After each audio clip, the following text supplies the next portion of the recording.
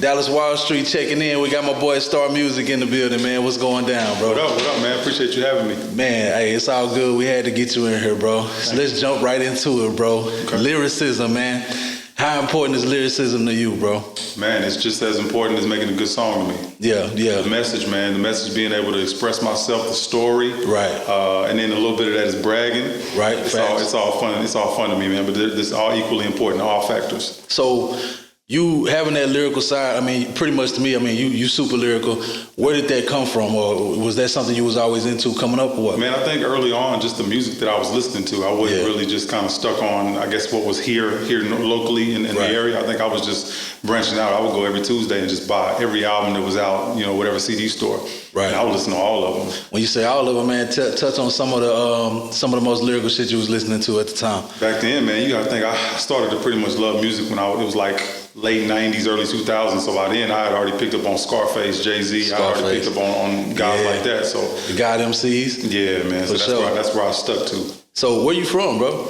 So I'm originally from Ennis. Ennis, Texas. Ennis, Texas, man. Yeah. So anybody that don't know, it's about 40 minutes south of Dallas. Yeah. That's where I'm from, born and raised, man. Hey, that's what's up, bro. So with you being from Ennis, but of course you still from the South, you from Texas, bro. Did you ever get into any music like Pimp C or UGK, shit that was actually, born and bred here? Or was your main thing like? I did, man. I was big on Swishahouse though. I was big on Paul Walker Millionaire, Color Change and Click. I was big on them, and obviously I loved UGK. I loved just all Riding Dirty. I loved it all. For sure, got you, bro. So with you being from Ennis, bro, I seen one of your posts when you went to go see LeBron play. He was like, "Damn, I'm glad the Mavericks pretty much got stomped on." I'm like, "Damn, bro, you from down the road, bro, but you still not a Mavericks fan, bro? Is it a requirement to be a fan of a Texas team if you're from Texas?" Only people in Texas feel that way. I do. Only people in Texas feel that way, man. I don't feel that way, man. I'm a Lakers fan in my heart, man. That's what's up. You ride or die though. Yeah, ride or die, man. And that's it's been 20 years, man. All right, good. I can respect that, bro, because some people, they kind of just switch, you know what I'm saying?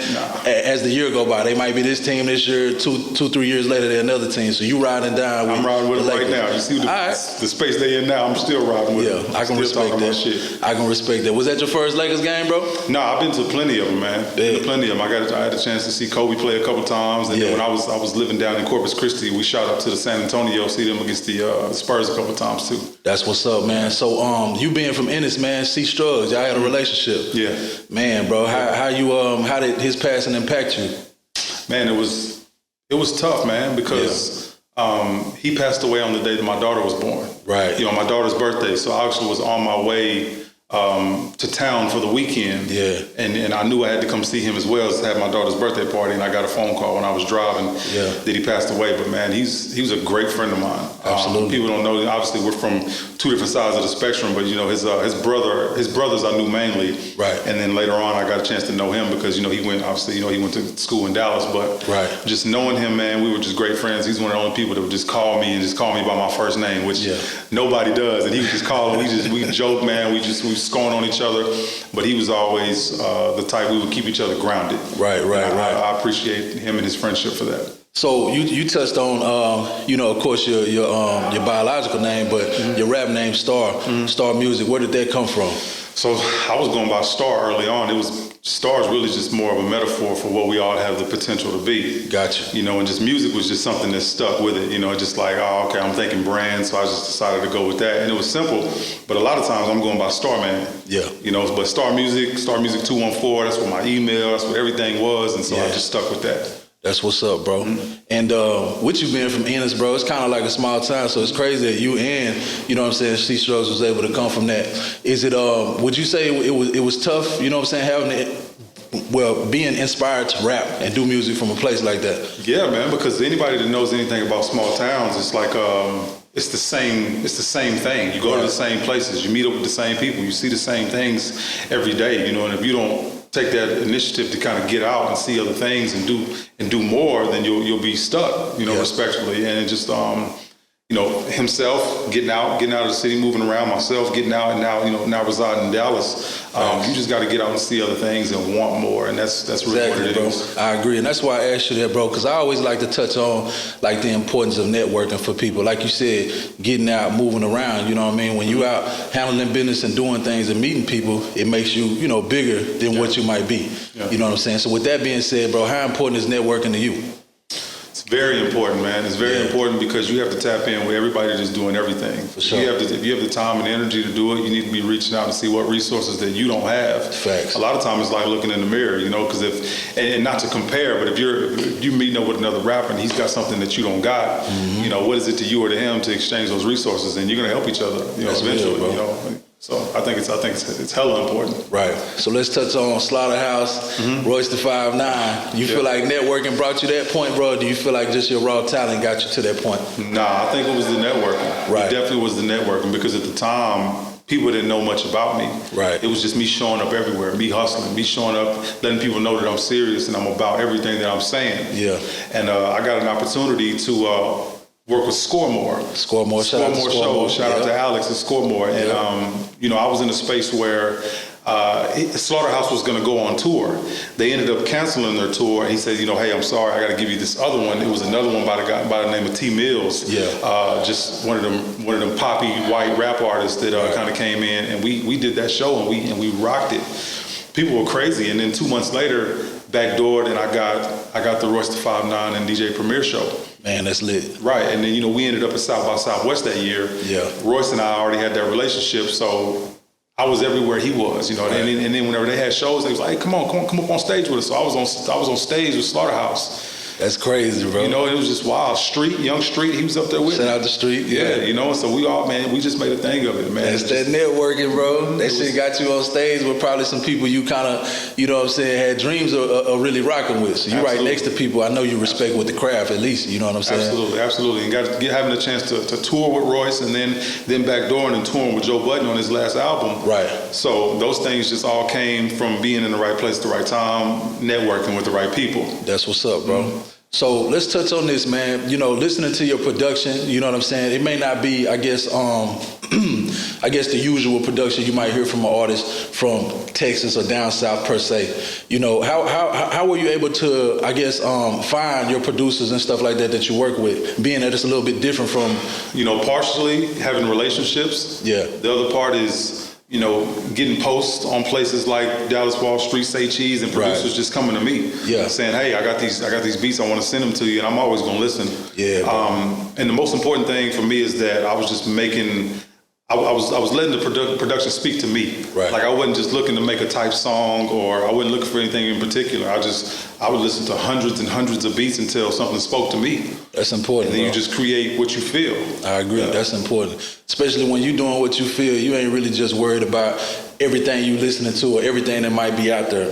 Like you're really doing your thing from your heart, from your soul. So it's good you're able to create it that way, bro, because I feel like that's what sets you apart from, your normal rap artist. You know what I mean? Appreciate that. So let's talk about your latest video, bro. Okay. Inspired, like it feel rich, you know what I'm saying? It feel like money, bro. Tell me, you know what I'm saying, a little bit about that, like how you came up with that, you know what I mean? So the 1 year anniversary of the album, Songs from My Sister's Crib, that I released this last January. I like that name too, by the way. Thank you. And basically that was the first track on the album, and I knew that was the last video that I was gonna do before I moved on from the album. So this whole time I've been pushing videos from that. Right. And so basically when the idea came about, I collaborated with my video director and I told him what I wanted to capture. Mm-hmm. I wanted to capture a bunch of different quick shot scenes of me doing something, and then one day I think I seen him at another open creative space. Mm-hmm. And I was like, and I seen it, and I was like, man, I need a space like that where I can tie all of it in together. Right. And then we chose the space over there down off of, I forget the name of it, in Irving, but we chose a spot, and man, as soon as I seen it, I was like, this is it. We can tie all of this together. We can make all of this seem like it's one, and give the illusion of my day-to-day. Gotcha, bro. And we did it, man, and I think we did the whole video in like an hour and a half. Yeah, that shit fire. That shit fire. And I feel like when you got a dope location, it just make everything that much easier, that much smoother, you know what I'm saying? Because a lot of times background. And a lot of times I never even know what I'm really looking for until I see it. Yeah, and that's when you already know, bam, that's what it is, and I'm rolling from there. Yeah. That's what's up, bro. So, you move around Dallas a lot, even though you may not be from here. Do you feel like this is your home or your second home? Or what do you feel? I feel like it's my second home. Yeah. I do because, obviously I'm always going to go back to Ennis. I'm always going to be there. That's where my family is. Right. But I stay here. I made this home. And, I've got a lot of friends. I've got a lot of connects here.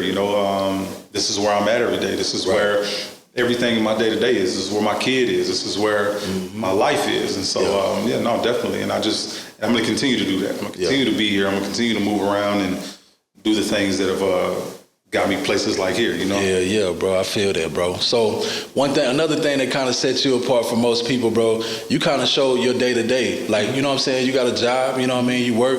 I feel like a lot of artists kind of try to hide that part of the game, bro. What gave you that confidence to just show everything about yourself? I think understanding that I need people. Yeah. That you need, that the business that I'm in, which is the people business, I need people.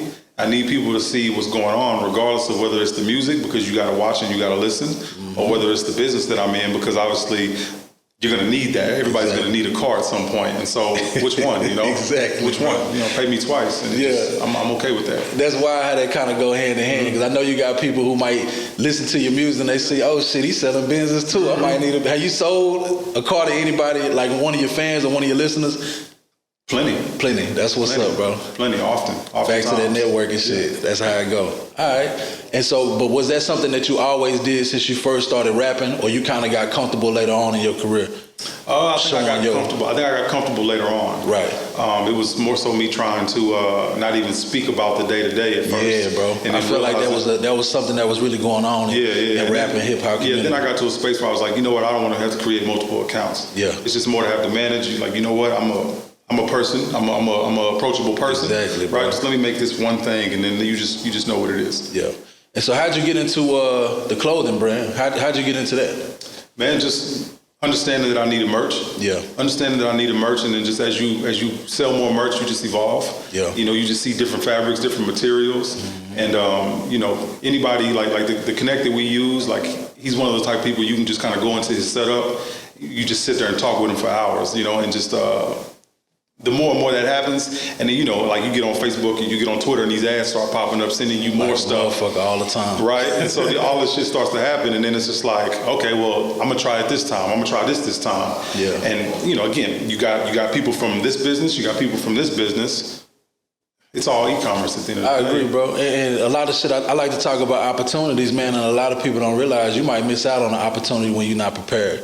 So with you being a rap artist, you being, a father, you working a job, and you having merchandise, it's like you can touch people on multiple levels. Not being afraid to jump out in the business game in any type of way, because we are valuable, you know what I'm saying? You're a walking business at the end of the day, but you got to be prepared to take advantage of that, you know what I'm saying? Yeah, absolutely. And I want people to understand that I understand the business. Yeah. I understand the math. I understand, ethics. I understand principle, and just from both sides. Right. From both sides. And so that's what's important to me. That's what's up, bro. So are you into battle rap as an artist? Like, would you do some battle rapping, or have you? I don't think for me personally I would do it, but I think I love watching it. Yeah. I love watching it, man. I love watching it. I'll go down a black hole battle rap, man, and just I don't know if it's me, man. That's wild though, bro, because I feel like when you your lyrical caliber, I feel like it almost come with it. Like you gotta be, you know what I'm saying? You gotta have some bars or some heat in the bag where you're like, all right, shit, a nigga step to you, I gotta, you know what I'm saying? One-on-one. It's a different space for me because I don't know if you say something about my mama, I don't know how I'm gonna react to that. I agree. I'm not there yet. I agree, bro. I'm evolving, man. I ain't there yet. East Coast niggas get real disrespectful with them bars, bro, and I ain't really with that shit. Like I go verse for verse, but we can't get personal. Yeah, exactly. Don't get in my face. Out here, where we from, the respect level is just way different than it is out there, bro. Absolutely. But yeah, that's dope. So, what's coming for you? What's coming from your end this year? What's next for you this year? Oh man, we're gonna do more music. Yeah, I'm gonna do more music. I see you got a show coming up. I do. February the 5th, we're gonna open up for Dave East. Man, that's lit. We were gonna make a 2-city thing out of it, but I think one of those dates may get canceled. But the Dallas one is gonna stand. February 5th with Dave East. It's gonna be a packed house, man. It's my first show back in Dallas since 2018. Damn, that's lit. I'm excited, man. I got a lot of people coming. I know you are, bro. I'm going to premiere my new hoodies that day. Okay. And so just everything's going well, man. We're going to continue to create momentum. more visuals, more music, you know, and like I said, a project may come out of it, you know, or just I may give people singles. So whatever feels right. So I like to, you know, give game to the youth, or really it's people aspiring to do what you do, what we do. You know what I mean? So you getting that show, could you kind of provide a little bit of detail on how you was able to, you know what I'm saying, finesse that play for yourself? Absolutely. You find out who's doing what. Yeah. And you find out where they're at, you know, and you make yourself known. You know, you make yourself known and you build a relationship and you network, obviously, and it'll come to you. The opportunity will come to you. Most importantly, you got to be patient. Yeah. You got to be patient, because just because you shake hands with somebody and get them a CD doesn't necessarily mean that it's going to happen for you. Facts. You got to continue to be a likable person. You got to continue to be somebody that somebody wants to work with. You know, and then once you get in the door, then then it's different. You know, then you may have more leverage. But for now, you got to continue to work. That's all it is. It's all about the work. I agree, bro. And you know, kind of watching your grind over these years, I feel like you got a good relationship with Saycheese. Would you say that? Would you say the same? Yeah, it's a great relationship. Yeah, you got a personal relationship with Sean Cotton? Or Yeah. He's opened his door. He tells me I'm welcome at any time. You know, just a couple weeks ago, I pulled up on him and I was out there in the ring, lighting the camera, doing this. Shout out to Sean Cotton. Come open the door for me. So yeah, how you end up meeting him? How y'all plug up? I think just being out and about on the scene. Yeah. We linked up, and it's funny because early on I didn't like him. Right. I didn't like him, but I didn't know him. Right. You know, and then when we found I feel like a lot of people. I didn't like him, but then we had a conversation. It was like, you know what? Yeah, I get it. Built that relationship, man, and I think like a year and a half later, when he was actually promoting shows. Yep. He did the Currency tour run. Yeah. And put me on tour. Damn, put me on tour, man. Put me on tour. That's the type of shit Sean do, bro. That's why I fuck with him. You know what I'm saying? And when he really fuck with you, that's the type of things he gonna do. That's what people don't realize. You know what I'm saying? He'll put a lot of people into play. Absolutely. People don't understand that if you go with Sean, he won't take your money. Facts. He won't take a burger from you. It don't matter. Like, he don't want it. That's true, bro. You know, and so. Nah, he's a great friend. Yeah. So, with you being in this game, you know what I mean, a little while, you got some seasoning, man. You've been able to see Dallas develop musically. What year did you start rapping yourself? Man, on a serious level, probably was about 2013, 2014. Yeah. Early on, I had some stuff going on, but it wasn't real. Right. You know, but 13, 14 is probably when I broke into Dallas. And started to do shows and actually make people know who I was. And at the time, I was with a crew, SFS South. Okay. Those guys are still around, but however, it's just me as the forefront artist, you know. How would you compare the opportunities in Dallas back in 2013, 14 versus now for artists? To be honest, I feel like there was a lot more then. Damn, that's crazy, bro. I feel like there was a lot more then. Now, correct me if I'm wrong. There's more out there to catch on to now. But at the time, I feel like there were more opportunities where you could just show up and get in, you know, be a part of something. I can agree with you on that. Agree with you on that. Because, I mean, we talk to a lot of different people.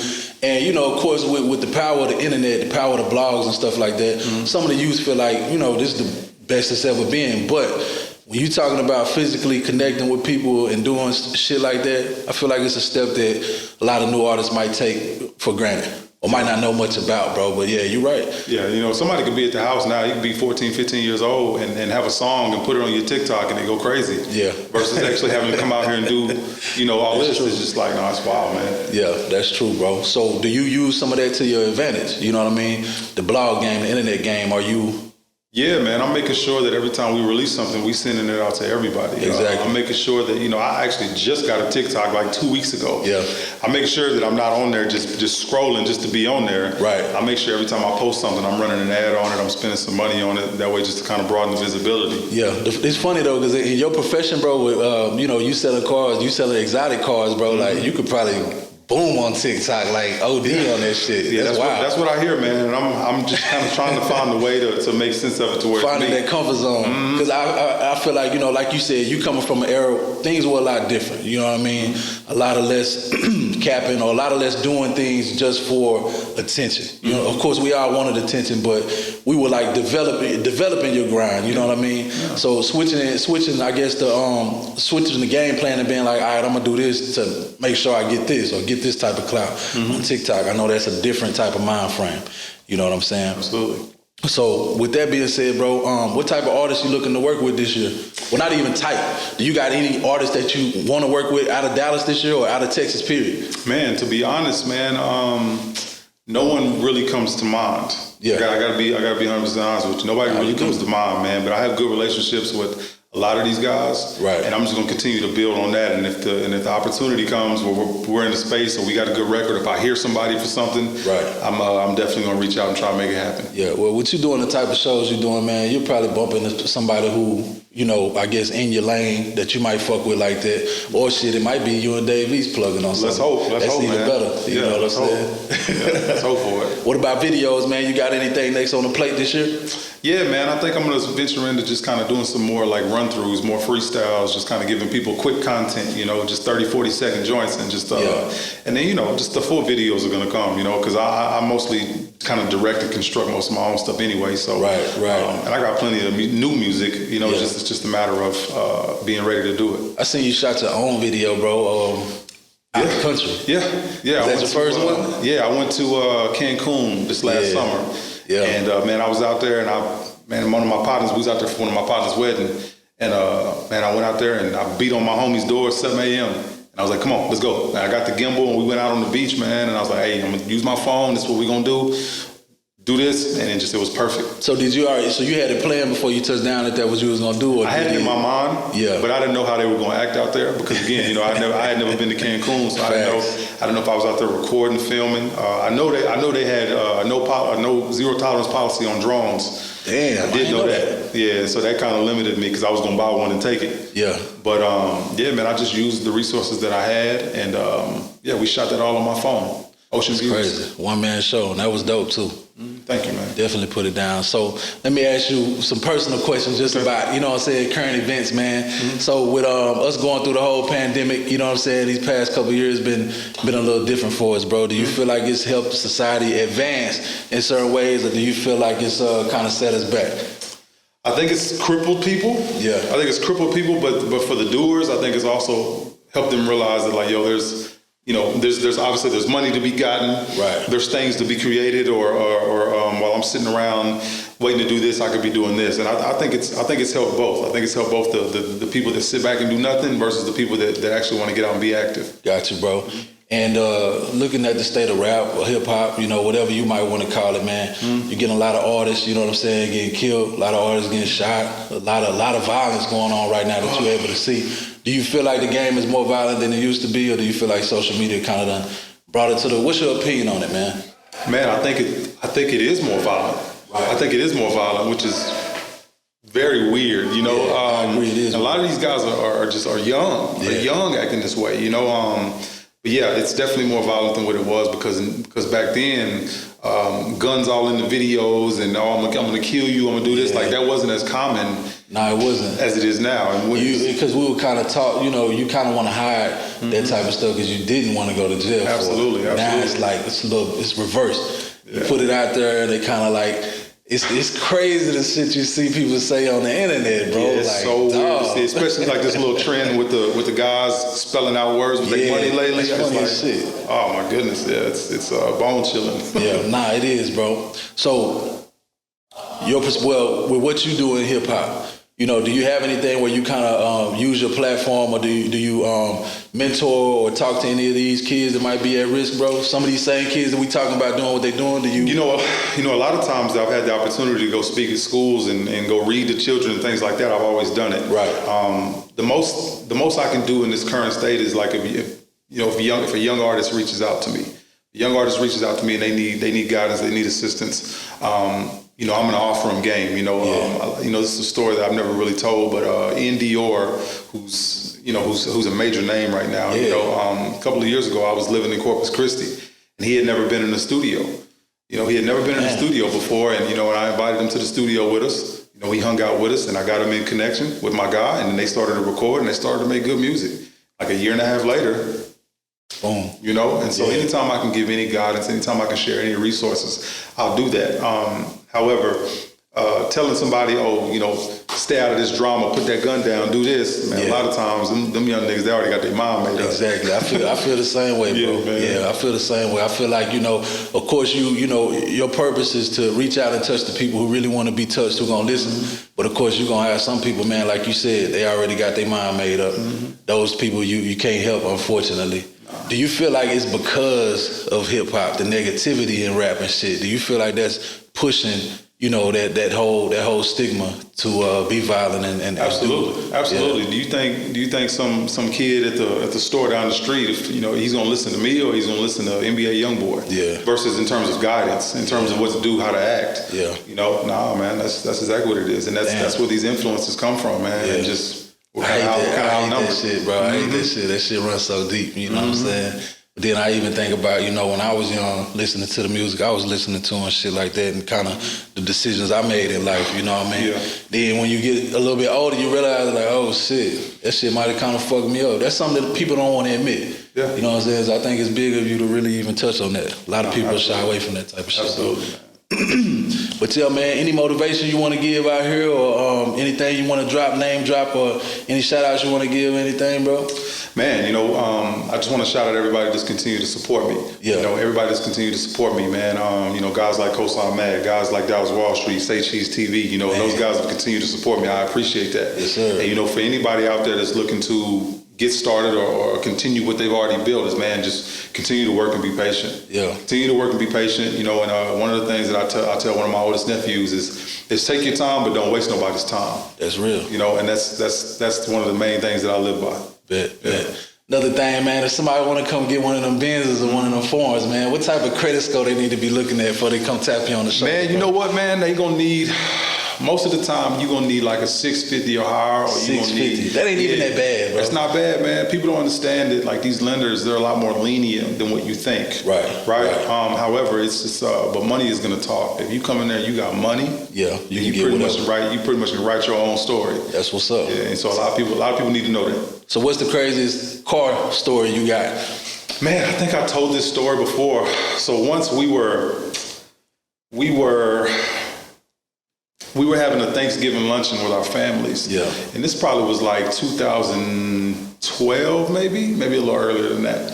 We were having a Thanksgiving luncheon, and we were in two buildings. And so everybody was at the main building. They had tables. Everybody was Thanksgiving luncheon, and the police swarmed the building.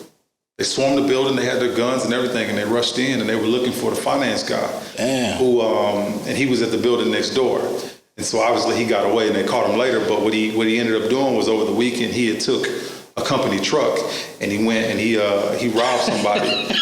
He robbed somebody. The finance manager? Yeah, he robbed somebody, and he had but not like an armed robbery. But he went into somebody's home when they weren't there, took a bunch of their guns, took a bunch of TVs and shit like that. Well, what people didn't, America's Dumbest Criminals, he had a tag on the vehicle from the dealership. Yeah, so they swarmed the building. Everybody's in there with their families, and we don't know what to think. That's wild, man. Yeah, that's one of the wildest things I've ever seen. Shout out to Smarter Criminals, man, because that was some dumb ass shit, right? And we know when you play that type of game, we doing it not to get caught. I don't care what y'all see out there on the videos and shit. We ain't doing nothing to get caught, man. At all. But yeah, man, Dallas Wall Street, man, we appreciate my boy Star Music coming through. We definitely respect the conversation you provided us today, bro. Yeah. Have a good one, man. We checking out.